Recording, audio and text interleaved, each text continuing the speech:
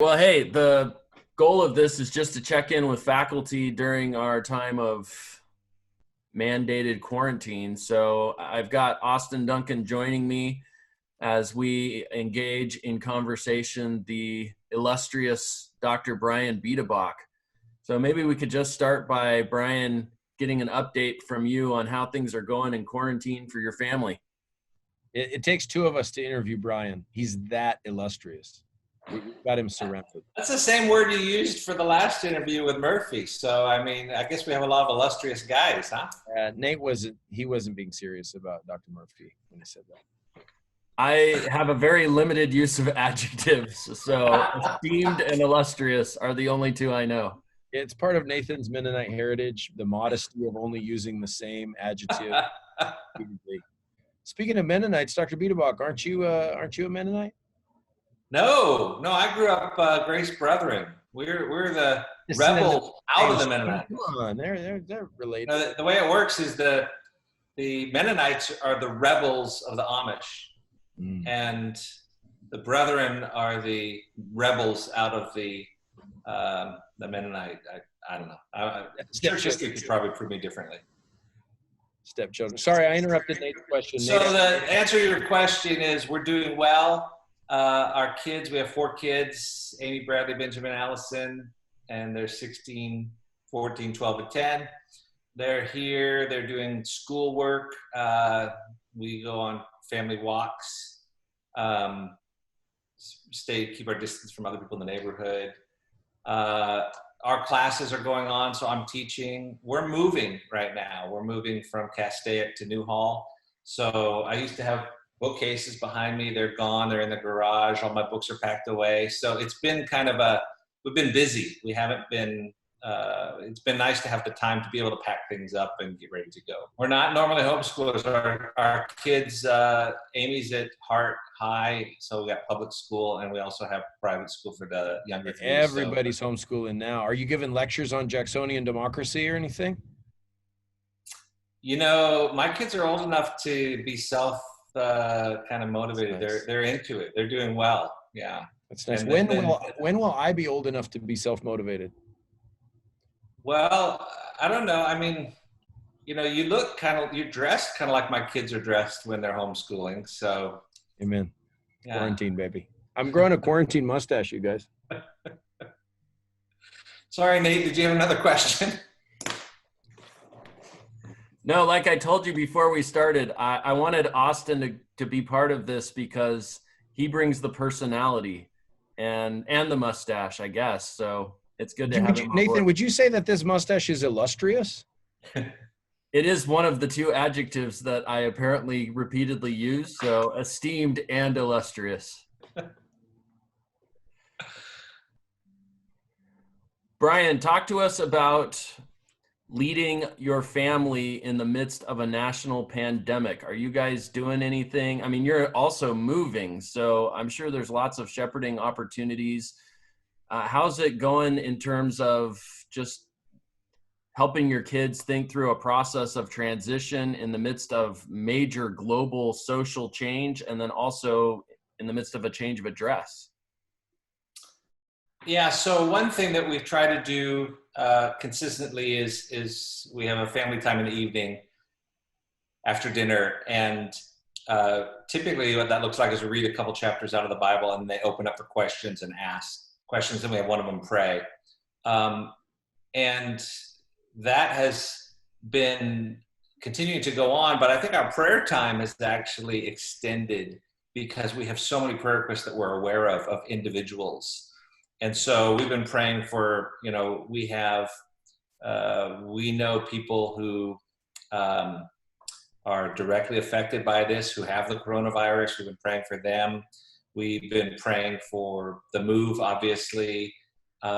We've been praying for people who've lost jobs, who are displaced. We know a couple who eloped, so we were praying for them before about their wedding and all this.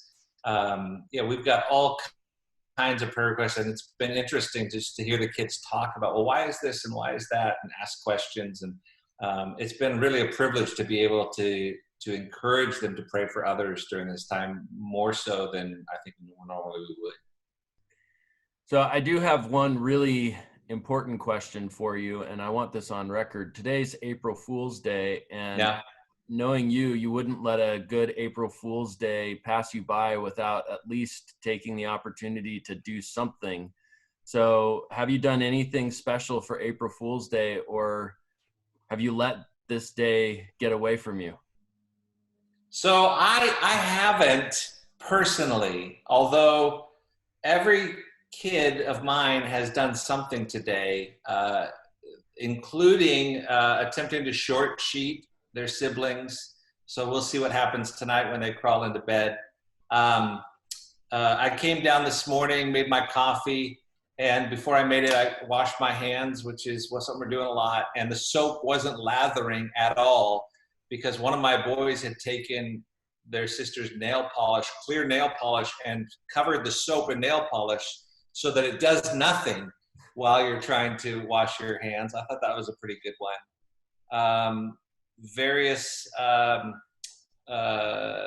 places in our house have been covered in cling wrap, trying to get someone to walk through it, or other items have been covered in cling wrap. What else? There have been several. My daughter found a dead lizard outside and put it inside the Boggle game, so that when she asked her mom to play Boggle, her mom opened it up and screamed. That was a good one. There's lots of little things happening. This is incredible, just to see how generational, the prankster image can be born from generation to generation, because Biedebach is a prankster, and now in God's gracious providence, he shall be pranked all the way to the nursing home. Oh, that's funny. Well, hey, taking a little bit more of a serious turn here for just a moment. As you think about our students who are all over the place in self-isolation with their families, and certainly they're engaging in our classes through Zoom and through Teams, but they're also trying to navigate the unprecedented nature of the circumstances in which we find ourselves. Do you have any thoughts, any words of encouragement for them? Something that you would want to say to them related to how they think about this particular season? Yeah, I would encourage them to try to make an extra effort. I think the tendency for all of us, many of us, is to try and become more reclusive. In reality, with all the technology, just with your phone, you can have so many more opportunities to reach out to people that you normally wouldn't be building those relationships with. So especially family, extended family, friends, classmates, I think that it's great to be at home, spending time with those who are around you and spending more quality time there, but also, life is ministry. And so every day we should wake up asking ourselves, how can I minister to other people today? Who really needs to be prayed for? What's going on in someone's life? Let me catch up with them. That's what I would encourage guys to do. Continue to reach out. Excellent. Well, thank you, Brian. Thanks for giving us a little insight into the Biedebach household. Really grateful for you. And Austin, anything to say as we sign off?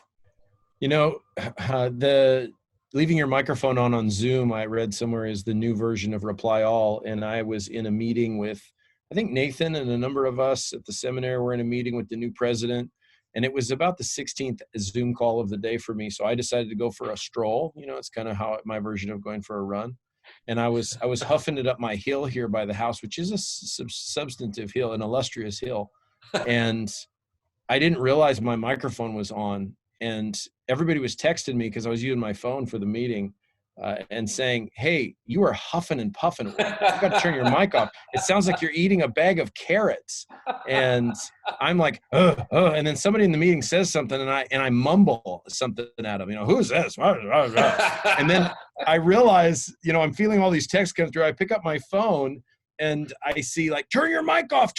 What's the matter with you? So I've already been in a good amount of trouble. because of my inabilities at Zoom. I dress like a teenager. I don't know how to use Zoom like a teenager.